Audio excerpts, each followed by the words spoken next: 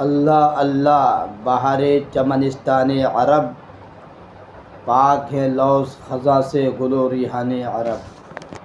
اس شعر کا مفہوم یہ ہے، خلاصہ یہ امام اہل سنت اعلی حضرت الشاہ امام احمد رضا خان فاضل بریلوی رحمہ اللہ فرماتے ہیں، سبحان اللہ، ہر چمن خزاں رسیدہ ہوتا ہے، ہر چمن خزاں رسیدہ ہونا ہی ہے، مگر عرب کا باغ ایسا نرالا ہے، ایسا انوکھا ہے کہ جہاں خزاں کا کوئی کام نہیں۔ باغ تو باغ ہے، وہاں کے خشک و خاشاک بھی ہمیشہ تازہ رہتے ہیں، بہار رہتی ہے، اور یہ بہار، یہ تازگی انفاس حبیب علیہ السلام کی ہے، جس کا مقابلہ مشک و عنبر بھی نہیں کر سکتے۔ لب پہ ہے گفتگو مدینے کی، دل میں ہے آرزو مدینے کی، نام لے باوضو مدینے کا، بات کر باوضو مدینے کی۔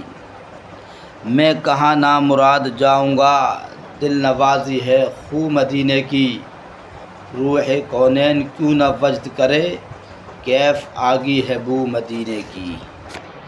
جوشش ابر سے خون گل فردوس گرے، چھیڑ دے رگے کو اگر خار بیابان عرب۔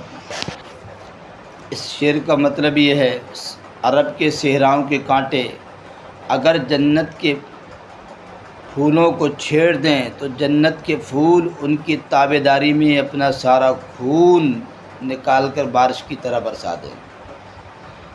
یہ کوئی مبالغہ نہیں ہے، حقیقت ہے، کیونکہ حضور پاک صلی اللہ تعالیٰ علیہ وسلم کی نسبت کا مقام وراء الورا ہے۔ ایک سادہ سی مثال دیکھنے کے معراج کی رات فرشتوں کے سردار سیدنا جبریل سدرۃ المنتہا پہ معذرت کر رہے ہیں کہ میں آگے نہیں جا سکتا، آگے نہیں بڑھ سکتا۔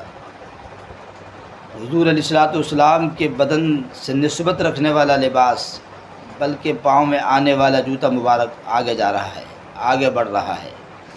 بعض روایات میں ہے کہ حضور علیہ السلام جس اونٹنی پر سوار ہوتے تھے وہ جدھر سے گزرتی، جدھر کو جاتی، جن راستوں سے سفر طے کرتی، وہاں کے درختوں کی ٹہنیاں اونٹنی کی طرف جھک جاتی، کیونکہ کہ ہم حضور علیہ السلام کی سواری کی خوراک بن جائیں۔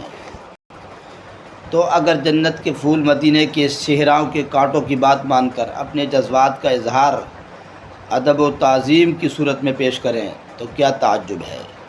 میری خاک عرب نہ برباد جائے، پسے مرگ کر دے غبار مدینہ، عجب رنگ پر ہے بہار مدینہ، کہ سب جنتیں ہیں نثار مدینہ۔